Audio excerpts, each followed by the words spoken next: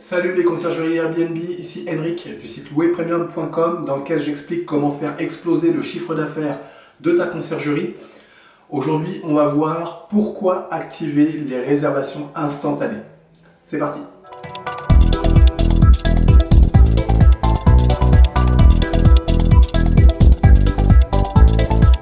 Alors juste avant de commencer, je t'invite à cliquer sur le bouton s'abonner qui se trouve juste en dessous et à activer les notifications afin d'être informé de toutes mes prochaines vidéos sur la conciergerie Airbnb.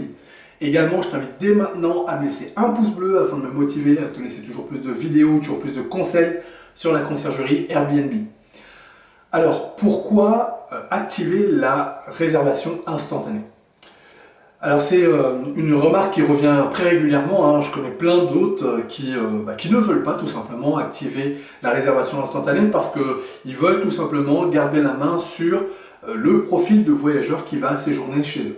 Alors ça se comprend et ça se défend, il n'y a absolument aucun problème avec ça.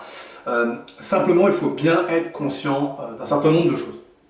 C'est que cette réservation instantanée, alors elle concerne la plupart des sites, il y a très peu de sites qui ne proposent pas cette fonctionnalité. Très clairement, Airbnb et Booking proposent cette fonctionnalité, voire même pour Booking, elle est native, c'est nativement comme ça, on est d'abord en réservation instantanée. Sur Airbnb, on a le choix d'être en réservation instantanée ou non. Et donc du coup, se pose la question de est-ce que je dois l'activer, pas l'activer, quels sont les avantages et les inconvénients. Alors, je te l'ai dit, il y a des autres qui, pour des raisons tout à fait défendables, qui n'activent pas la réservation instantanée, pour qui ça se passe bien. Donc, il y a pas de, j'ai pas de souci avec ça. À mon sens, c'est intéressant de ne pas l'activer pour certains types de biens qui peuvent être sujets à des soucis. On a vraiment besoin de filtrer les voyageurs qui vont venir. Typiquement, c'est les lieux dans lesquels on autorise les événements, par exemple. Les événements festifs, etc. Si tu as des locaux spécifiques que tu mets à disposition de grands groupes de personnes pour ce type d'événement, à mon sens, là, il faut vraiment être très filtrant sur les profils qui vont réserver. Et dans ces cas-là, effectivement, de désactiver la réservation instantanée, ça peut être très intéressant. Après, il y a d'autres cas qu'on peut imaginer. Typiquement, ça pourrait être pareil, des grandes maisons qui peuvent accueillir plusieurs dizaines de personnes. Là, encore une fois, ça peut être intéressant et ça peut être tout à fait cohérent de désactiver la réservation instantanée parce qu'on veut avoir vraiment la main sur le profil et qu'on veut être sûr du profil qu'on va accueillir. Maintenant, moi, c'est pas ce que je recommande dans le cadre de ta conciergerie. La raison, elle est très simple. C'est que, et même si, je sais bien que beaucoup de personnes n'aiment pas entendre ça, mais c'est une réalité. C'est que à partir du moment, pour prendre le cas d'Airbnb, à partir du moment où on est sur le terrain d'Airbnb, sur leur site, eh bien, on est un peu obligé de se plier à leurs règles du jeu, quoi. Et la réservation instantanée, même si tu as la possibilité de la désactiver, ça fait quand même partie des règles du jeu d'Airbnb. Tout simplement parce que c'est dans leur intérêt. À partir du moment où il y a une réservation, ils vont pouvoir prendre de la commission.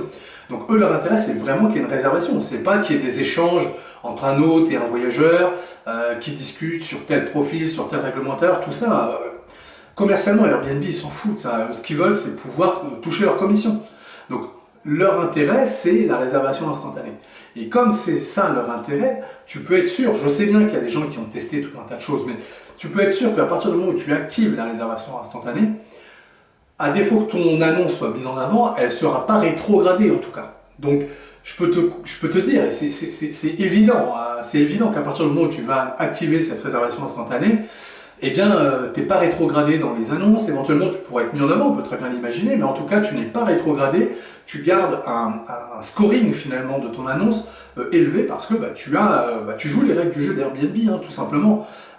C'est un peu comme le statut super host, il va te mettre en avant, oui, tu joues le jeu de la plateforme, donc forcément la plateforme, à défaut elle ne te rétrograde pas ou elle te valorise, voilà. Donc quand tu actives la réservation instantanée, c'est la même chose. Tu vas jouer le jeu de la plateforme et la plateforme, elle va favoriser les gens qui mettent en avant la plateforme, qui jouent les règles du jeu de la plateforme. Donc très clairement, dans le cadre de ta conciergerie, si tu veux que ton annonce soit vraiment en pole position, hormis les cas un peu exceptionnels que j'ai dictés au début, pour lesquels c'est intéressant de désactiver cette réservation instantanée, je t'invite vraiment à avoir toujours la réservation instantanée activée. Tout simplement pour jouer le jeu de la plateforme, être le mieux placé possible et finalement engranger un maximum de réservations. Alors après, c'est pas une recette magique non plus, c'est pas parce que tu as activé la réservation instantanée que ça y est, tu vas crouler sous les demandes de réservation, pas du tout. C'est pas suffisant, c'est important de le faire, mais ce n'est pas suffisant, bien évidemment. Il y a tout un tas de stratégies qu'on doit mettre en place. J'en parle dans d'autres vidéos, hein, que ce soit les photos, les tarifs, les commentaires. Enfin, il y a vraiment beaucoup d'éléments qui entrent en jeu pour finalement avoir beaucoup de réservations et avoir un chiffre d'affaires intéressant. Mais très clairement, si tu es sur Airbnb, tu dois jouer le jeu de la plateforme pour être le mieux classé possible. Je te remercie d'avoir regardé cette vidéo jusqu'au bout. Si toi aussi tu veux créer ta conciergerie, eh bien je t'offre mon pack qui te permet de créer un business plan qui cartonne. Pour ça, tu déroules juste en dessous de la vidéo, là, il y a un lien, tu cliques, tu me laisses ton prénom, ta meilleure adresse mail, je t'envoie tout ça automatiquement chez toi. Alors ce pack, qu'est-ce qu'il contient? Il contient un document Word qui sera la formalisation de ton business plan. Alors c'est un document qui est pré-rempli, tu n'as plus qu'à compléter avec tes éléments.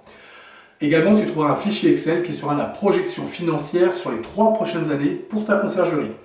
Enfin, tu trouveras un guide PDF qui t'explique étape par étape, pas à pas, ce que tu vas devoir faire, quel type d'études tu vas devoir mener pour compléter ton business plan. Bon, le mieux, c'est que je te laisse cliquer sur le lien qui se trouve juste en dessous et je te retrouve tout de suite de l'autre côté.